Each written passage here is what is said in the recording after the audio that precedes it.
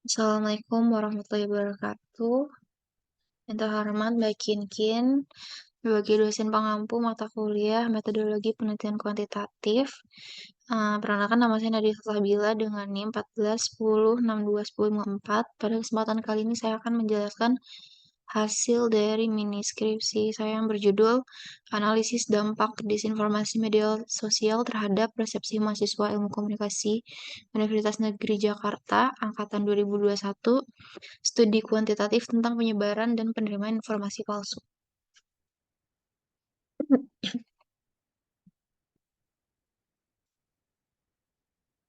Eh, Bab 1 pendahuluan ada latar belakang masalah. Di latar belakang masalah ini, jelasin penggunaan internet memiliki peran penting dalam era modern karena internet jadi tulang punggung komunikasi saat ini untuk mengakses informasi dan perkembangan teknologi. Salah satu aspek dominan dari penggunaan internet saat ini adalah untuk sosial media. Hal ini dibuktikan dengan uh, ada data terdapat 5,18 miliar pengguna internet di seluruh dunia, yang setara dengan 64,6% dari populasi global pada tahun 2023, dan sebanyak 4,8 miliar orang atau 59,9% dari populasi di dunia menggunakan media sosial. Penggunaan media sosial oleh mahasiswa nggak cuma jadi tren, tapi jadi alat yang penting dalam menjalani kehidupan.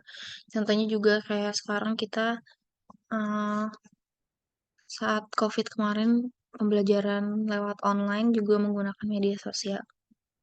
Media sosial juga memungkinkan untuk tetap terhubung dengan rekan-rekan di seluruh dunia, mengikuti perkembangan terbaru, dan berbagi pengalaman sehari-hari. Media sosial juga menjadi sebuah platform untuk menyampaikan pendapat, menciptakan komunitas, dan terlibat dalam diskusi tentang berbagai topik. Penelitian yang dilakukan Latif dan kawan-kawan pada tahun 2019 menunjukkan mahasiswa mengikuti berbagai akun berita dan sumber informasi yang mereka minati untuk tetap terinformasi tentang perkembangan dalam berbagai bidang, termasuk di bidang akademik, politik, dan budaya. Media sosial memungkinkan seseorang untuk dengan cepat mengakses ke berita terkini tanpa harus mencari informasi aktif di situs web berita tradisional. Hal tersebut yang mendorong mahasiswa untuk mengikuti akun-akun yang mengulas perkembangan terbaru dalam berita-berita terkini yang membantu mahasiswa tetap terinformasi. Salah satu permasalahan yang dihadapi mahasiswa dalam upaya mereka untuk tetap terinformasi melalui media sosial adalah penyebaran dan penerimaan informasi palsu atau disinformasi. Media sosial dianggap menjadi wadah untuk penyebaran berita palsu atau hoax yang dapat menyesatkan mahasiswa yang aktif di media sosial untuk uh, rentan terhadap informasi palsu yang dapat mempengaruhi pemahaman tentang isu-isu penting baik dalam akademik maupun sosial politik. Permasalahan ini menciptakan tantangan serius dalam mengidentifikasi sumber informasi yang akurat dan dapat dipercaya serta mendorong mahasiswa untuk lebih kritis dalam mengevaluasi informasi yang mahasiswa temui di media sosial. Kesadaran akan bahayanya disinformasi dan keterampilan dalam melakukan verifikasi informasi adalah kunci untuk membantu mahasiswa tetap terinformasi secara tepat dan akurat di era digital yang penuh dengan informasi palsu. Mahasiswa ilmu komunikasi di Universitas Negeri Jakarta dapat menjadi rentan terhadap disinformasi yang tersebar melalui media sosial yang berpotensi mempengaruhi persepsi mereka. Sebagai calon profesional dalam bidang komunikasi, mahasiswa memiliki kecenderungan untuk aktif di berbagai platform media sosial untuk memantau perkembangan berita dan tren komunikasi. Kerentanan dari penggunaan media sosial terletak pada potensi paparan mahasiswa terhadap informasi palsu atau terdistorsi yang memengaruhi cara mahasiswa memahami realitas sosial dan politik.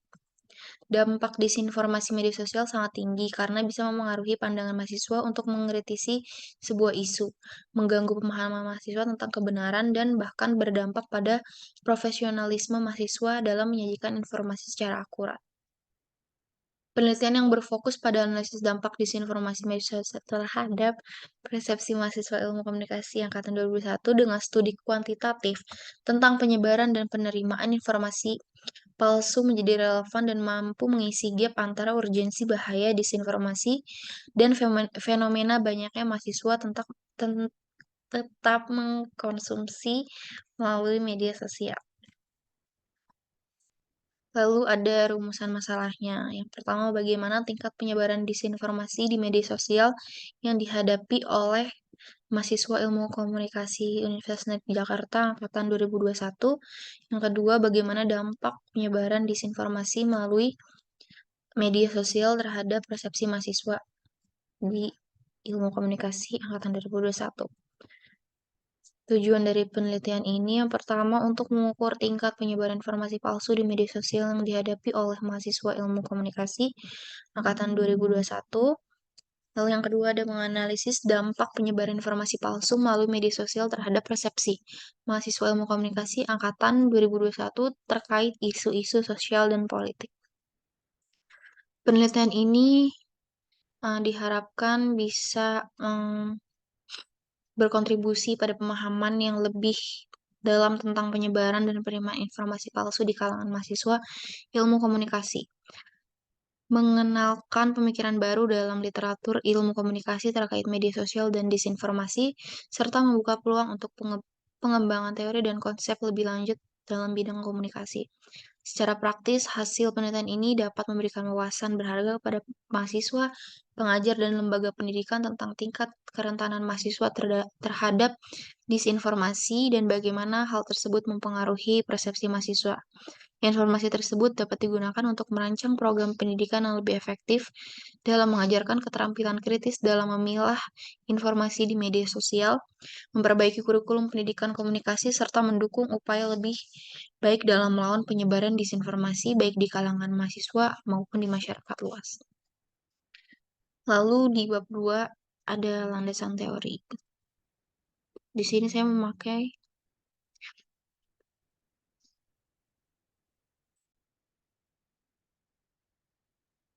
komunikasi massa adalah proses penyampaian pesan atau informasi kepada halayak yang luas atau banyak orang secara bersamaan melalui berbagai media dan saluran informasi komunikasi yang tersedia.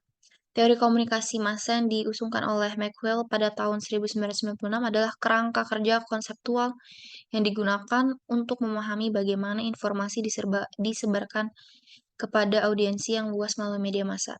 Tujuan utama dari komunikasi massa adalah untuk menyampaikan pesan, informasi, atau konten kepada sebanyak mungkin orang dalam waktu yang relatif singkat. Media massa berupa televisi, radio, cetak, dan media digital digunakan sebagai sarana untuk menyampaikan pesan secara efisien kepada banyak orang. Komunikasi massa mayoritas bersifat unidirectional yang berarti pesan disampaikan dari pengirim kepada penerima tanpa adanya umpan balik langsung. Komunikasi massa dapat digunakan untuk berbagai tujuan seperti menyebarkan informasi, memberikan pendidikan, memberikan hiburan, atau bahkan mengedarkan propaganda, tergantung pada niat pengirim pesan. Komunikasi massa memiliki pengaruh besar dalam membentuk opini, sikap, dan perilaku masyarakat karena mencapai banyak orang. Lalu yang kedua tuh ada media sosial. Media sosial juga memberikan pengguna kemampuan untuk terhubung dengan orang di seluruh dunia, memperluas jejaring sosial, serta berpartisipasi dalam diskusi dan interaksi berbagai topik sehingga membentuk jaringan komunikasi yang luas dan beragam dalam lingkungan digital. Media sosial pada dasarnya adalah platform yang dirancang untuk menciptakan, memanfaatkan, atau menjaga interaksi sosial antara pengguna tanpa harus selalu bersifat antar pribadi selama keterlibatan interaktif dengan orang lain. Lalu ada disinformasi. Disinformasi adalah penyebaran informasi yang salah, menyesatkan, atau tidak akurat, dengan sengaja yang bertujuan untuk menyesatkan, memanipulasi, atau mempengaruhi. Disinformasi disebarkan dengan maksud untuk menciptakan ketidakpastian, mempengaruhi opini publik, atau memanfaatkan kepentingan politik atau komersial.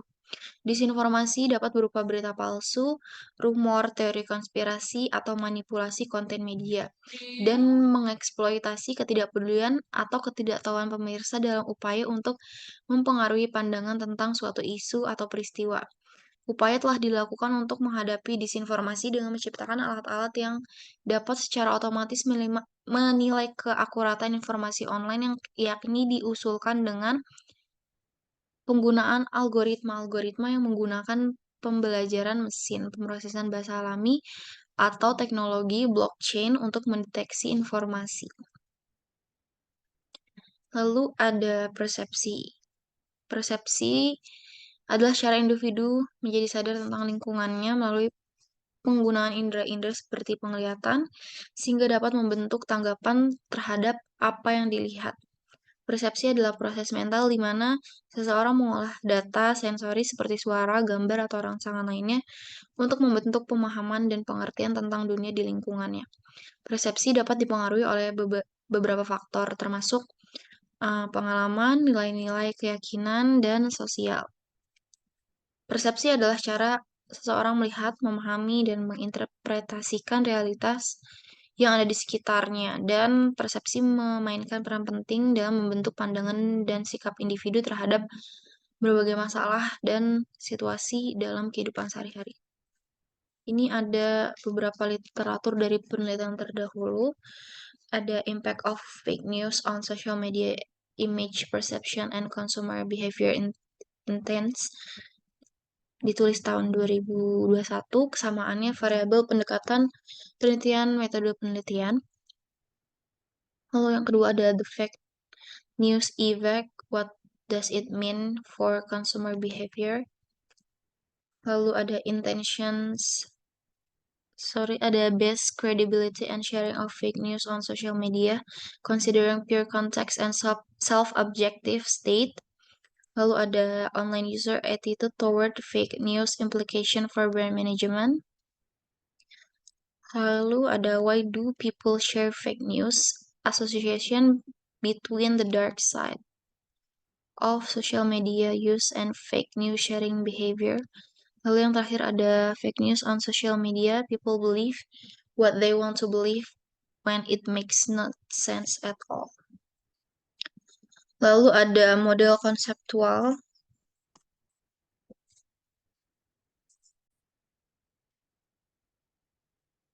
Lalu selanjutnya ada model konseptual. Teori komunikasi massa dapat digunakan sebagai kerangka kerja yang berguna untuk memahami dan menganalisis dampak disinformasi dalam media sosial terhadap persepsi individu. Teori ini membantu dalam mengidentifikasi bagaimana disinformasi disebarkan melalui media sosial, termasuk mekanisme penyebarannya, sumbernya, dan sejauh mana jangkauannya dalam mencapai pembaca. Teori komunikasi massa membantu dalam memahami bagaimana pembaca merespon dan menginterpretasikan disinformasi, termasuk apakah menerima, meragukan, atau menolaknya, serta faktor apa yang mempengaruhi respon tersebut. Disinformasi media sosial memiliki dampak yang signifikan terhadap persepsi seseorang. Disinformasi dapat mempengaruhi cara individu memahami dunia sekitar. Ketika seseorang terpapar dengan informasi palsu atau tidak akurat di media sosial, maka dapat mengubah cara seseorang melihat suatu isu atau peristiwa. Misalnya, disinformasi politik dapat mempengaruhi pandangan seseorang tentang kandidat atau partai politik tertentu. Disinformasi juga dapat menciptakan ketidakpastian, membingungkan, atau bahkan menimbulkan kekhawatiran berlebihan tentang masalah tertentu yang semuanya mempengaruhi persepsi individu terhadap realitas. Disinformasi di media sosial dapat memanipulasi emosi dan sikap seseorang. Pesan-pesan disinformasi seringkali dirancang untuk memicu reaksi emosional seperti kemarahan, ketakutan, atau kecemasan dengan tujuan agar pesan tersebut lebih dikenang dan lebih mungkin dibagikan. Hal ini dapat mempengaruhi sikap dan tindakan individu terhadap suatu isu. Misalnya, disinformasi yang menyesatkan tentang vaksinasi COVID-19 lalu dapat menciptakan kekhawatiran yang tidak beralasan dan mempengaruhi keputusan individu untuk tidak divaksin. Disinformasi juga merusak kepercayaan individu pada sumber informasi dan intuisi yang sah. Ketika seseorang terpapar dengan informasi palsu yang kemudian terbukti tidak benar, hal ini dapat mengurangi kepercayaan pada media, pemerintah, atau sumber informasi resmi lainnya. Dampak disinformasi tersebut dapat mengganggu proses pengambilan keputusan yang baik dan membuat individu lebih skeptis terhadap informasi yang sebenar-benarnya. Seiring waktu, ketidakpercayaan semacam itu dapat membentuk persepsi sosial yang lebih kritis dan skeptis. Berdasarkan uraian tersebut, maka dibuat model penelitian sebagai berikut. Variabel X-nya di sini disinformasi media sosial dan variabel Y-nya adalah persepsinya. Lalu ada hipotesis. Yang pertama, terdapat hubungan negatif yang signifikan antara paparan terhadap disinformasi media sosial dan tingkat kepercayaan mahasiswa ilmu komunikasi angkatan 2021 terhadap informasi yang mereka temui di media sosial. Lalu yang kedua ada mahasiswa ilmu komunikasi angkatan 2021 yang memiliki tingkat literasi media sosial yang lebih tinggi cenderung lebih mampu mengidentifikasi dan menghindari informasi palsu di media sosial yang pada gilirannya mempengaruhi persepsi mereka terhadap isu-isu sosial dan politik. Lalu ada bab 3, metode penelitian yang pertama ada jenis penelitian. Penelitian ini mengadopsi paradigma positivistik dan menggunakan pendekatan kuantitatif dalam pengumpulan analisis datanya. Pendekatan kuantitatif digunakan untuk pengumpulan data dalam bentuk angka dan statistik yang dapat diukur secara sistematis. Penelitian ini mencakup survei dan analisis statistik untuk mengidentifikasi hubungan dan pola yang dapat diterapkan pada populasi yang lebih besar. Pendekatan ini memungkinkan penelitian untuk mengukur dampak disinformasi pada persepsi mahasiswa ilmu komunikasi angkatan 2021 secara lebih terstruktur dan menyeluruh sehingga menghasilkan temuan yang lebih kuat dan dapat diterapkan dalam pengembangan strategi penanggulangan dan disinformasi dan literasi media sosial yang lebih efektif. Lalu ada populasi, sampel, dan teknik pengambilan sampelnya. Di sini populasi dan penelitian ini semua mahasiswa ilmu komunikasi Universitas Negeri Jakarta angkatan 2021 sebanyak 127 mahasiswa. Lalu teknik pengambilan sampel dalam penelitian ini adalah simple random sampling. Simple random sampling adalah metode pengambilan sampel untuk memilih sekelompok individu atau elemen dari populasi target sehingga setiap anggota dalam populasi memiliki kesempatan yang sama untuk dipilih menjadi bagian dari sampel. Untuk menentukan jumlah sampel minimum, maka digunakan persamaan Slovin sebagai berikut. Di sini hasilnya ada 56 responden berdasarkan persamaan Slovin dengan memasukkan jumlah populasi dan signifikan, maka didapatkan sampel minimum sebanyak 56 responden. Teknik pengambilan datanya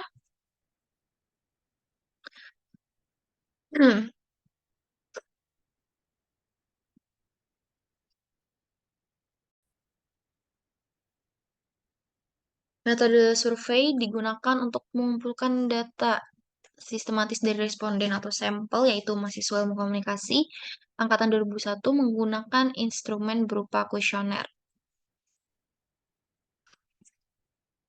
Lalu di sini ada tabel operasionalnya.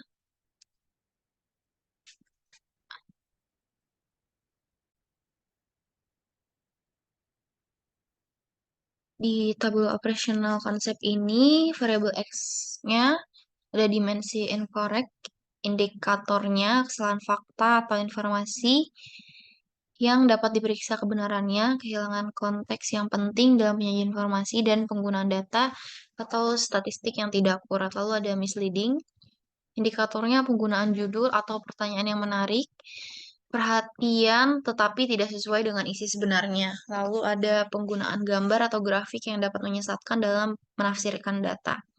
Yang terakhir ada pernyataan yang bersifat sugestif atau meragukan tanpa bukti yang konkret. Lalu ada uncertain, informasi yang bersumber dari sumber yang tidak jelas atau anonim. Lalu ada klaim yang tidak didukung oleh bukti yang kuat atau dapat diverifikasi. Lalu ada ungkapan atau kata-kata yang menunjukkan ketidakpastian. Lalu di variabel Y-nya itu ada persepsi. Dimensi ini ada experience atau pengalaman. Indikatornya relevansi pengalaman individu. Lalu ada pengetahuan dan pemahaman terkait topik. Lalu ada dampak pengalaman pribadi. Dimensi yang kedua itu ada agensi atau tindakan. Nah, indikatornya tingkat kendali atau pengaruh, lalu ada kemampuan membuat keputusan, dan yang terakhir ada kepercayaan. Lalu di sub kelima ini ada teknik analisis data, ada uji validitas dan reliabilitas.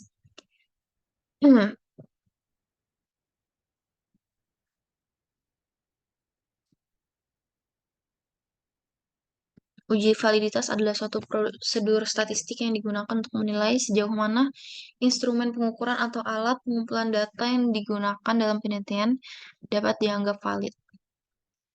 Validitas dapat dianggap sebagai pengukuran apakah alat tersebut benar-benar mengukur apa yang seharusnya diukur, atau apakah alat tersebut mengukur dengan tepat apa yang dimaksudkan oleh peneliti.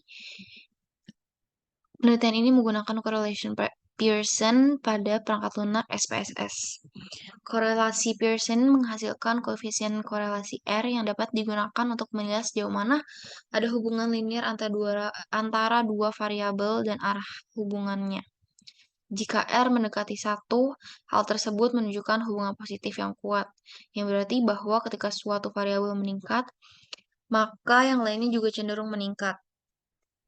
Lalu uji reliabilitas. Suatu prosedur atau analisis statistik yang digunakan dalam penelitian untuk meneliti sejauh mana alat pengukuran atau instrumen yang digunakan konsisten dan dapat diandalkan dalam mengukur suatu konsep atau variabel. Dalam penelitian ini, uji reliabilitas menggunakan nilai Cornbach alpha berdasarkan hasil SPSS. Cornbach alpha adalah koefisien yang mengukur konsistensi antara item-item dalam alat pengukuran. Nilai Cornbach alpha berkisar antara 0 hingga 1. Dan semakin mendekati 1, semakin tinggi reliabilitas internal alat pengukuran tersebut.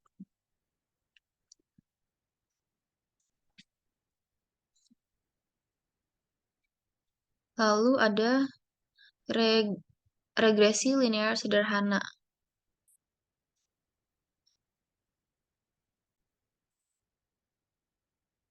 Lalu ada regresi linear sederhana, yaitu suatu metode analisis statistik yang digunakan untuk memahami hubungan antara dua variabel, yakni variabel independen atau variabel X dan variabel dependen atau variabel Y. Tujuan utama regresi linear sederhana adalah untuk memodelkan dan memprediksi bagaimana perubahan dalam variabel independen X mempengaruhi variabel dependen Y. Dalam penelitian ini akan digunakan regresi linear sederhana untuk mengetahui pengaruh disinformasi media sosial terhadap persepsi mahasiswa.